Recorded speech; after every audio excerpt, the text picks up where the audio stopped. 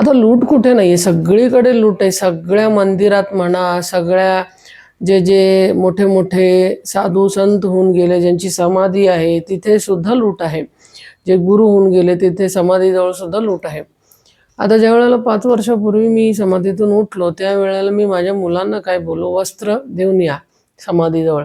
अत्तर, वस्त्र, पैसे सगळं देऊन या. त्यावेळेला मी तिथेच होतो. अंशरूपात देह धारण केलं म्हणजे देव गेलेला नाही आहे, देव चराचरत आहे. पण आता कोणत्या शक्तिपीठात देव आहे पहिलं ते बघा. कारण देव जिथे अधर्म, उच्छाट, छल, कपट, द्रोह, वंचना, दान, धर्म होत नाही, नुसतं व्रतवैकल्य करून, दिखावा करून देव प्रसन्न होत नाही, लक्षात घ्या. हे सांगत आहे मी.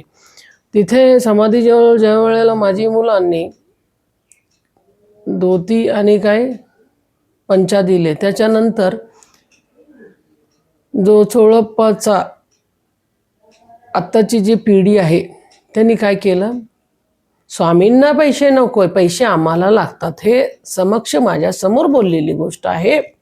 आणि मी अक्कलकोटला गेलो होतो. त्यावेळेला अत्तर जे माझ्या मुलांनी समाधीवर अर्पण केलं होतं ते काय केलं, कनवटीला बांधलं. आणि जे धोती वस्त्र जे दिलं होतं सगळ्यांनी तिथे वाटून घेतलं. हे मला हे कलर ते कलर म्हणून ते पाहतोय मी. अरे जिथे अधर्म उच्छाट मांडला तिथं देव राहत नाही, लक्षात घ्या. देव निघून जातो.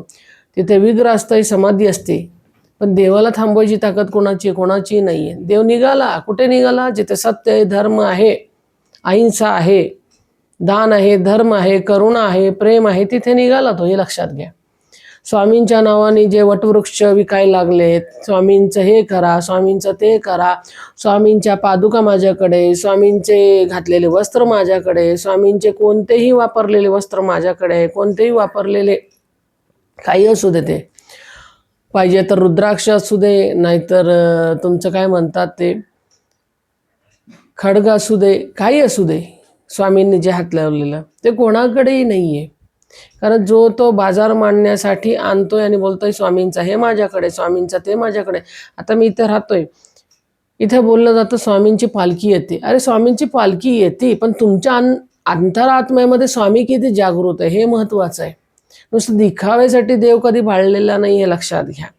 कारण हे तिवार सत्य आहे. माना नका मानू, देवाला काही फरक पडत नाही. का पडत नाही? कारण देव धर्मानी, सत्यानी, प्रेमाने, शरणागतीने शरण येतोय, दिखाव्याने येत नाही, लक्षात घ्या. ज्या वेळेला मी अक्कलकोटला गेलो त्यावेळेला शेवट होतं ते अक्कलकोटला माझं जाणं. परत काय अक्कलकोटला मी गेलो नाही. मी इथे आहे. सगळ्यांचं सगळं छल कपट द्रोह बघायला लागलो. आणि त्याचं कर्मभोग आहे ना, ते मनुष्यालाच भोगायचं आहे. ते पाहिजे तर आई जगदंबेच्या मूर्ती दाखवून पैसा कमवू दे, किंवा समाधीचं देव आहे म्हणून पैसा कमवू दे, ह्याचं कुकर्म माणसालाच भोगायचं, देवाला नाही, लक्षात घ्या. करणारे कोण? मनुष्य. भोगणारे कोण? मनुष्य.